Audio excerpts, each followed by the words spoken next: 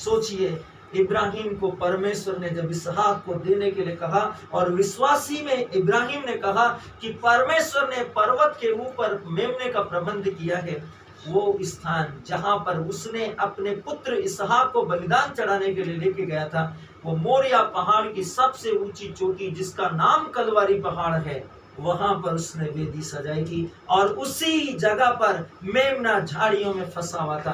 वो जगत का मेमना जो एक प्रतीकात्मक था, जिसे उस वक्त इसहाक के बदले इब्राहिम ने दिया, लेकिन आज परमेश्वर ने आपके और मेरे बदले यीशु मसीह को दिया। वो उसका लहू गवाही देता है कि हमारे पाप उठा लिए गए, हम निर्दोष कर दिए गए। इसलिए जब हम कम्युनियन सर्विस में जाते हैं, पौलुस ने इसीलिए कहा अंतकरण की जांच कर लो मेरे बच्चों, मेरे प्रियो, अंतकरण की जांच कर लो। यदि आपका मन में हल्का सा भी मनमुटाव है, परिवार के प्रति, अपने आप के प्रति, किसी काम के प्रति, किसी व्यक्ति के प्रति, किसी इच्छा के प्रति, उस दिन आप कम्युनियन मत लो, क्योंकि वो मनमुटाव के कारण आपके लिए आशीष नहीं, श्राप बन जाएगा।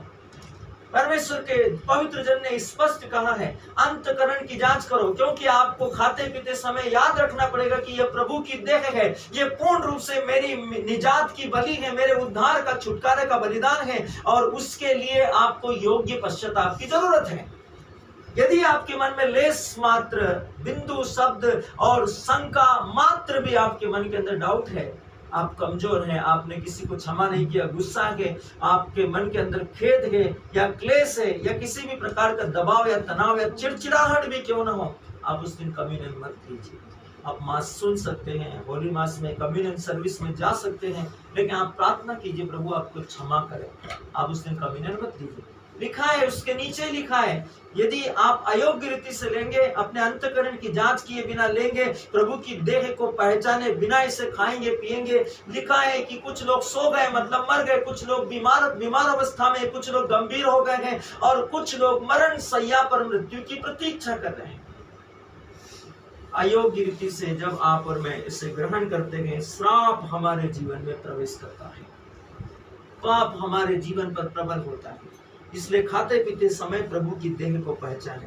सोचिए, जब दमिश्क के मार्ग में, एमाउस के मार्ग में जब प्रेरितों ने पहचाना, तब क्या हुआ? यीशु उनकी आंखों से ओझल हो गया, और जो रोटी उसने तोड़ी थी, अब वो यीशु का शरीर बन चुका था।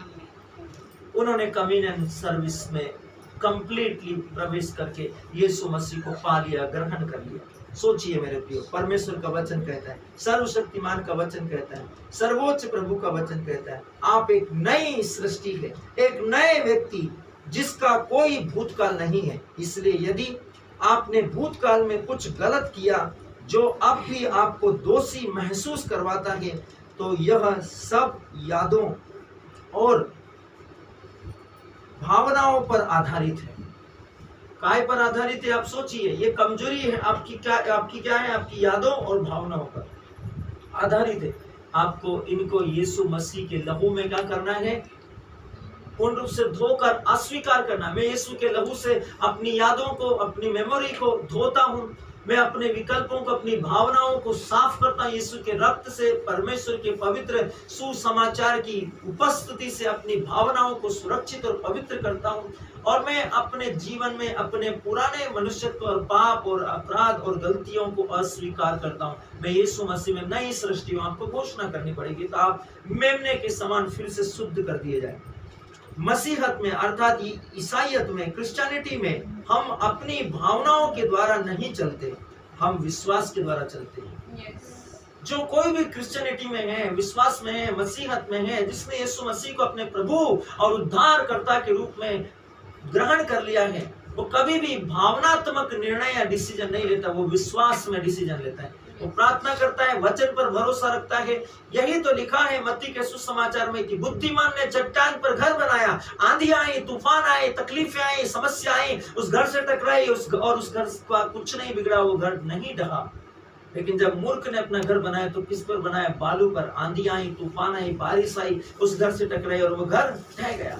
प्रभु यीशु मसीह का वचन यही कहता है, हम मसीहत में विश्वास के द्वारा चलते हैं, हम परमेश्वर के वचन की घोषणा पर जीते हैं। हर दिन आप घोषणा करते गए, मैं बीमार नहीं हो सकता, मैं उन्नति कर रहा हूं, हर दिन मैं सफलता पाता हूं, हर दिन मैं नया हो जाता हूं, मेरे रास्ते आर्थिक स्रोतों के खुल गए हैं, मेरे पास पैसा, परमेश्वर के अनुग्रह से पैसे को स्वर्गदूत चारों ओर से आ रहा है, मैं परमेश्वर में समृद्ध हूं, मेरे बच्चे समृद्ध हैं, मेरा अन्न और जल पूर्ण रूप से पवित्र है और वो हर प्रकार की बीमारी से रहित है, वो निष्कलंक शुद्ध है। आपको प्रतिदिन घोषणा करना पड़ेगा। अपने बच्चों में यदि बुरी आदत है, आपको बोलना पड़ेगा, मेरे बच्चे परमेश्वर के संत हैं, वे परमेश्वर के अभिषिक्त हैं, वे परमेश्वर की आशीष हैं, उनमें परमेश्वर का दैवी जीवन है, मैं उनमें बीमारी, अंधकार, असत्यता, श्राप और दुष्टता और सभी प्राण बंधनों को अस्वीकार करता हूं। आपकी यही घोषणाएं आपके विश्वास को